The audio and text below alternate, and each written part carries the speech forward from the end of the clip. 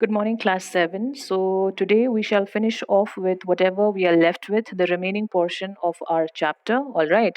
And the first topic for today's discussion is ideals of the Constitution. So, early in the morning, when I was taking the life class itself, I told you that ideals means what? What you expect somebody to be or something to be, isn't it? Like your expectations. Okay. For example, an ideal daughter, an ideal student, and so on. So, that is the meaning of ideal. Now, the constitution also has certain ideals, okay, how the people would want to see the constitution, what are the qualities and what are the characteristics that the constitution should be having.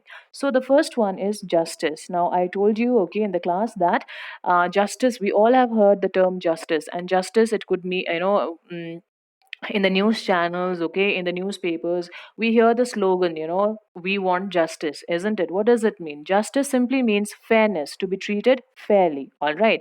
So we want justice means what? We want, if it is a murder case, all right, we want the murderer to be punished, and the victim, whoever has died, we want justice for that person.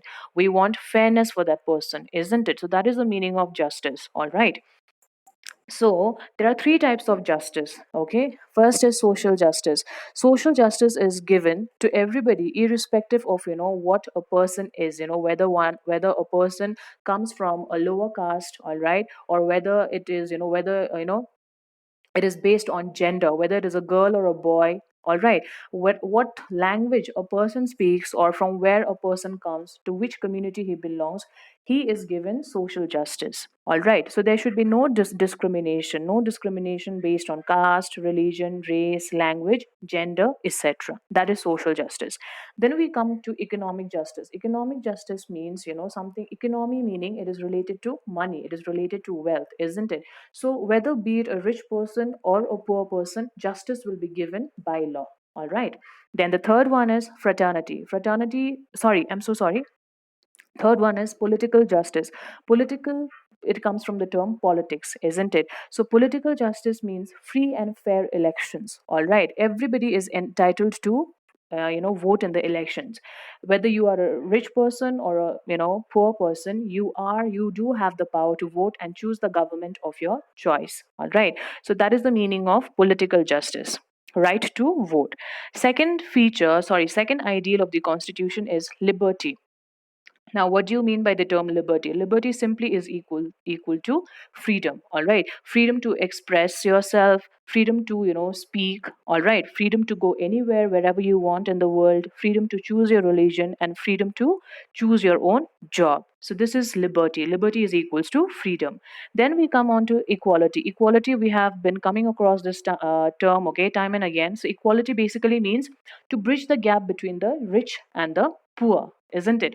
And the government is trying its best to uplift the standard of living of the poor people. All right. So simply equality means that everybody should be equal, treated equally. Last ideal is fraternity. Fraternity means brotherhood. All right. So here the term diversity is given. You have heard the term unity in diversity, isn't it? Diversity means that in India there are so many different communities: the Hindus, the Sikhs, the Muslims, the Jains, the Buddhists, isn't it? Yes or no? So all of these communities, they have their own culture, they have their own tradition. All right. They do not have a similar culture, they do not speak the same language, they have their own specific languages in which they speak. All right. So all of these different cultures, different tradition, it differentiates one community from the other. Are you getting it? Yes.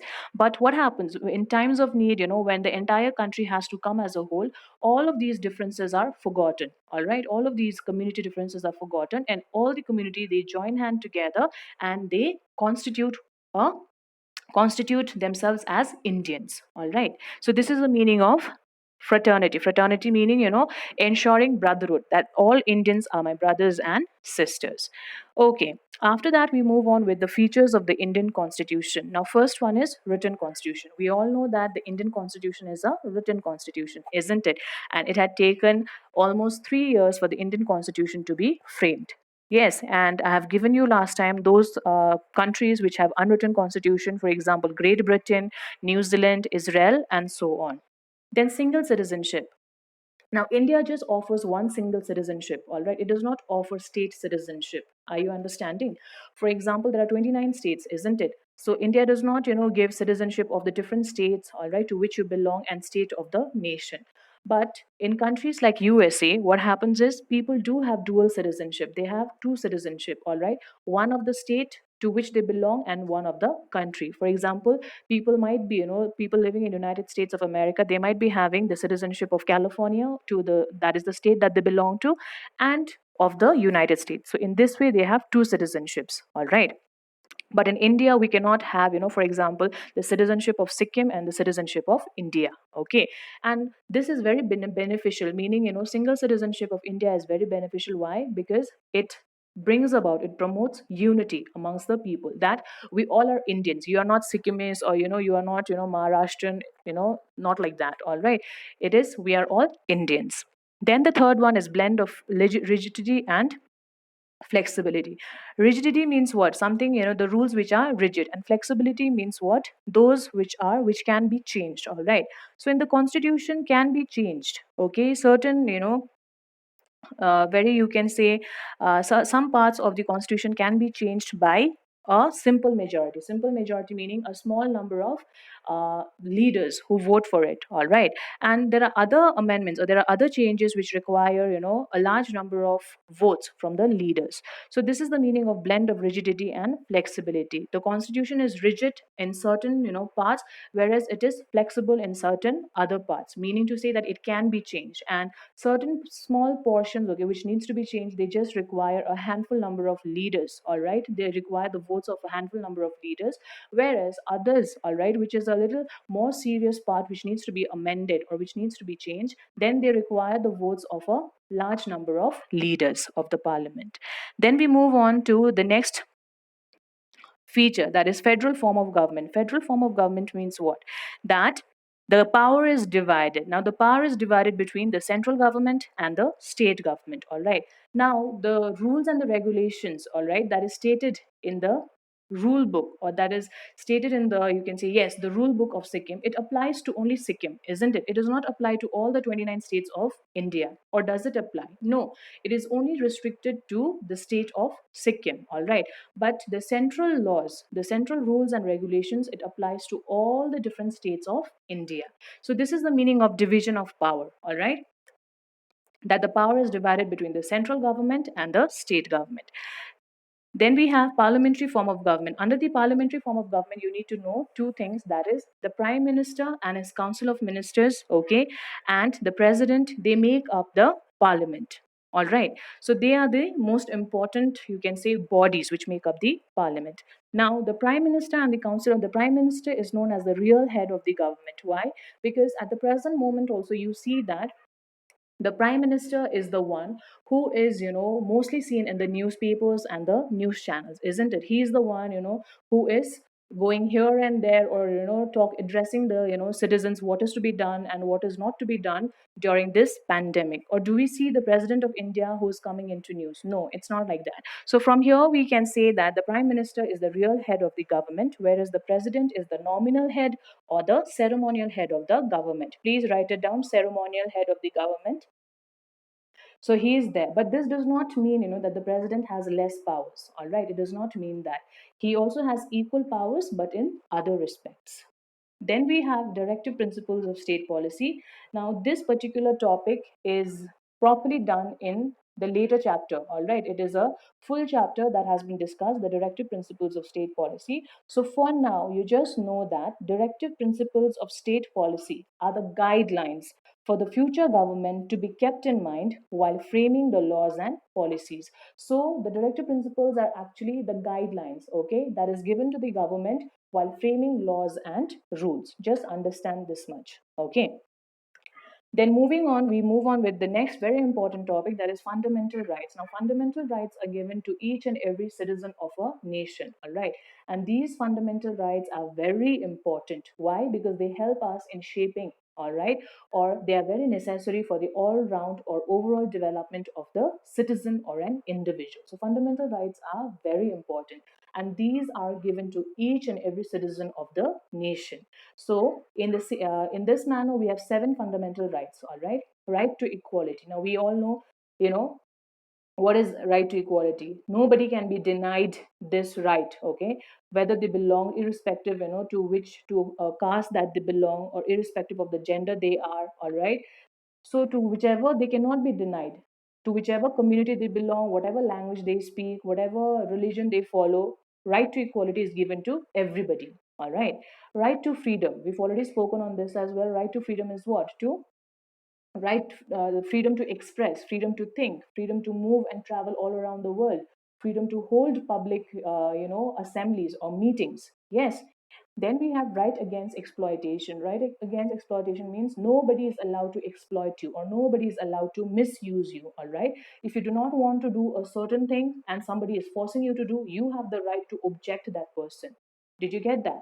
So this is right against exploitation. You can voice your opinion. Right to freedom of religion, you have any right. All right, it's your right, whatever religion you want to follow, whether you want to follow Christianity, you want to follow Buddhism, Jainism, it's your choice. Nobody will force you to, or nobody will impose strict you can say actions on you and say that you are to follow this religion. It is all up to you. That is your right. Then cultural and educational right. Cultural right meaning to preserve the language. All right, or the language, the regional customs, etc. So cultural rights meaning where you are preserving your own language, all right, your customs and your traditions. And educational rights meaning building up educational institutions. For example, you have the building up of schools, colleges, and university.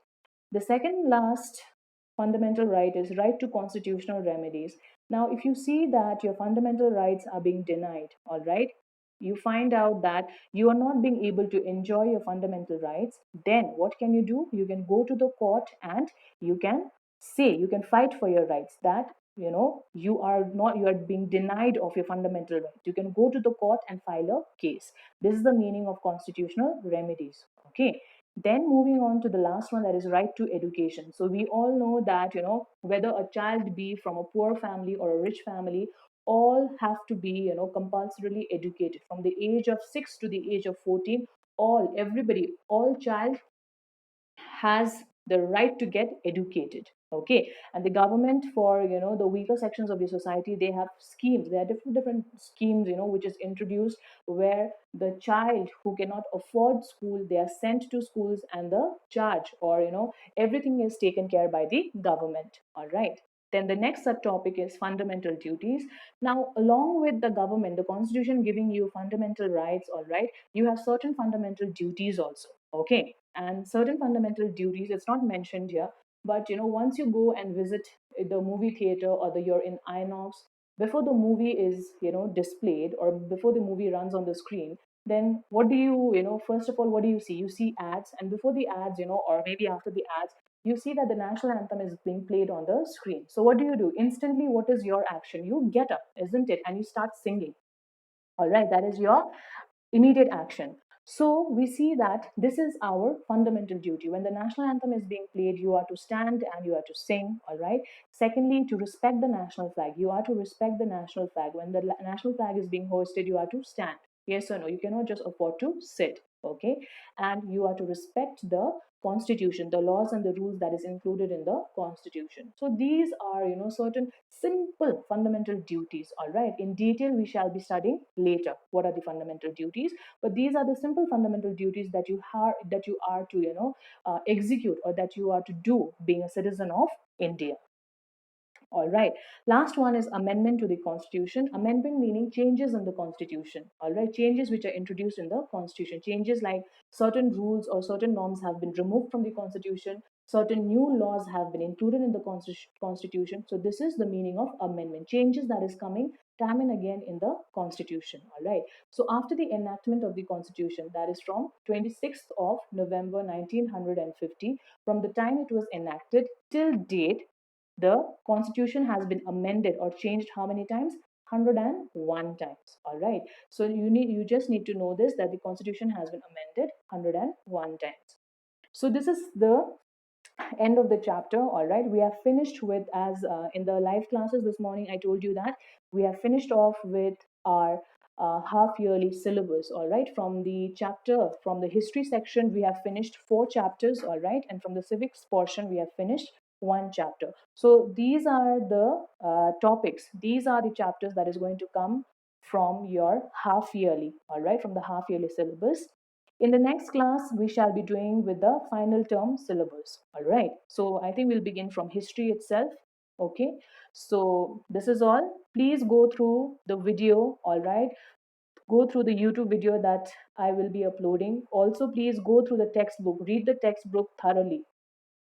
After that, please, after that also, if you're not able to understand, then there's always your extra marks, isn't it? I hope you all have installed it. Please go through the extra marks so that you get correct knowledge of whatever we have finished. All right. So this is all class 7.